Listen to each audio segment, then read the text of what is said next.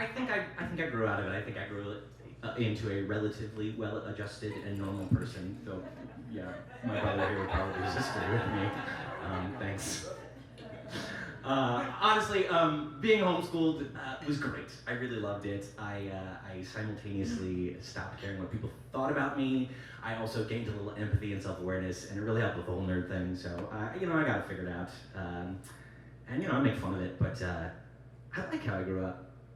Yeah, it was great. It sort of, it made me who I am. It made me the storyteller that I am. All that stuff is so important. You take it all with you.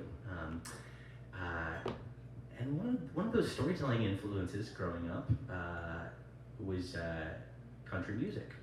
I'm a big fan of a good country song, that's just a storytelling song. There are all these 3-minute encapsulated stories, so much fun. So I grew up on those, and just another way that those stories sort of got pushed into my life. So if you will indulge me this evening, I have a little country song for you.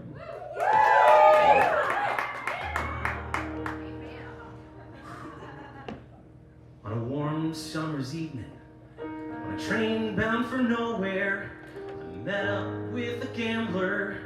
We were both too tired to speak. We took turns of staring at the window to the darkness, till boredom overtook us, then he began to speak. He said, "Son, I've made a life out of reading people's faces and knowing what their cards are by the way they hold their eyes. If you don't mind me saying, I can see you're out of aces. For a taste of your whiskey, I'll give you some advice." So I handed him a bottle and he drank down my last swallow. Then he bummed a cigarette and asked me for a light. And the night got deathly quiet. His face lost all expression. Said, "If you're gonna play the game, boy, you gotta learn to play it right. You gotta know when to hold up, know when to fold them, know when to walk away, know when to run.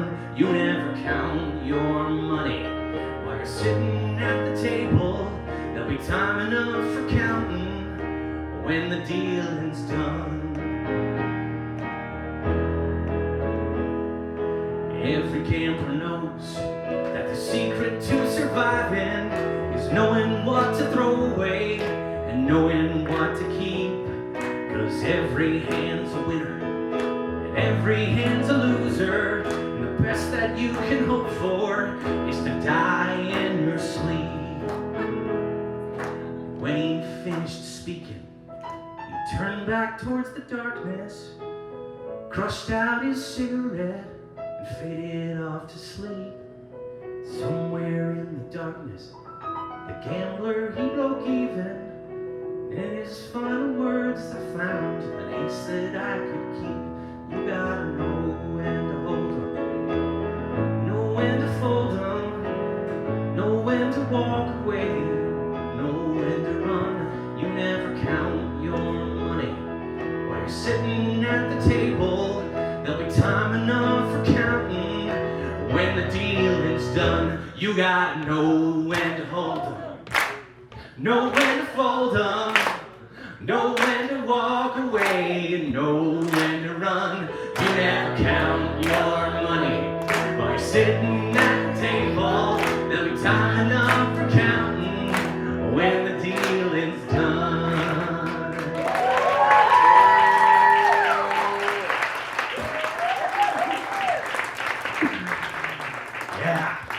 Okay, thank you. Before the night goes on, I have a couple thank yous to throw out here. I want to say a big thank you to my accompanist, Alice, who's been a big thank you to Michael Sterling, the producer. Thank you so much for putting me through this. Also, a big thank you to Kelsey Michelle Jackson, who was my director, who helped me talk through the story. Thank you so much. And then Scott, our sound guy in the booth back there, he's been so helpful. Before the night goes any further, I have a confession to make.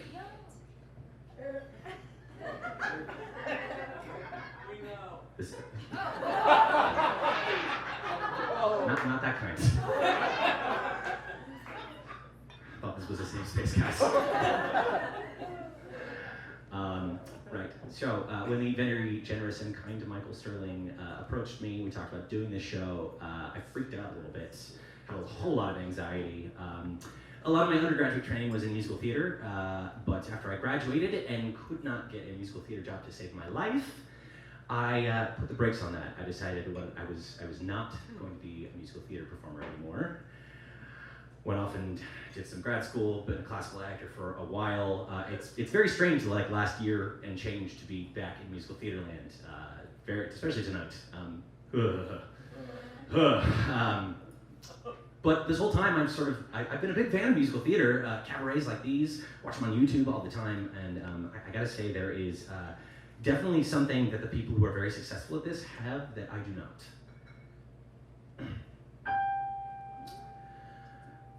I've noticed that a select few have got a certain knack, a trick that speeds the way to all success. No matter what my other gifts, it's a secret that I lack, and until I get it right, I'll kind of be a mess. The problem I face every day is, what do I do with my arms?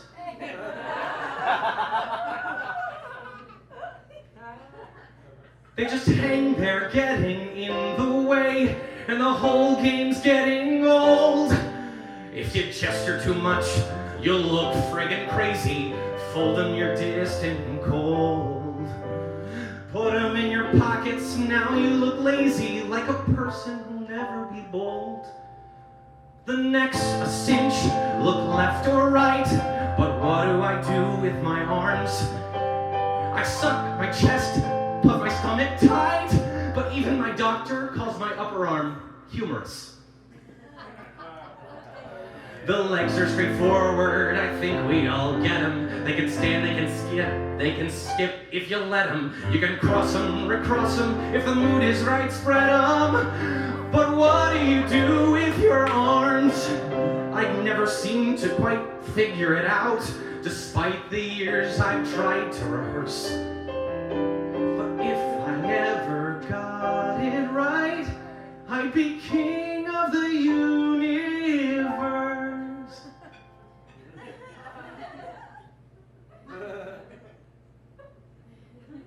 Now I'm up here at center stage.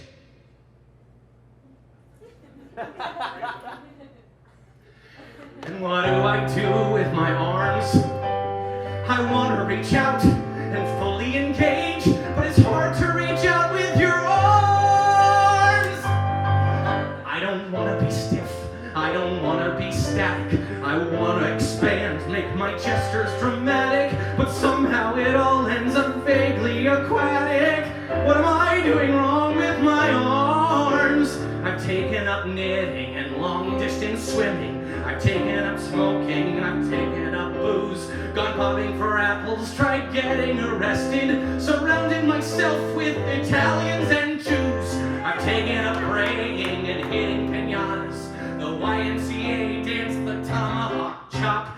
I tried the sound of music and the making boys happy. I've taken up billiards and bar fights and yoga. Last Halloween, even dressed up as Jesus. Step dance for hours and hours on end till the lady downstairs, who was here 94, shouted up through the ceiling, "For God's sake, to stop!" I thought she was deaf. For one blissful month that is still unsurpassed, I fell down some stairs, ended up in a cast. It was such sweet relief, but it healed up so fast. Why do the best things in life never last? I know that I could rule the land if I knew what to do with my arms. I'm sure I could figure out the hands, but what do you do with not one but two, with elbows and shoulders and wrists attached that bend in funny places and are awkwardly matched? I try and I try, but it's always unsightly. No matter what, it always comes out wrong. I guess I'll just give up and wrap them tight.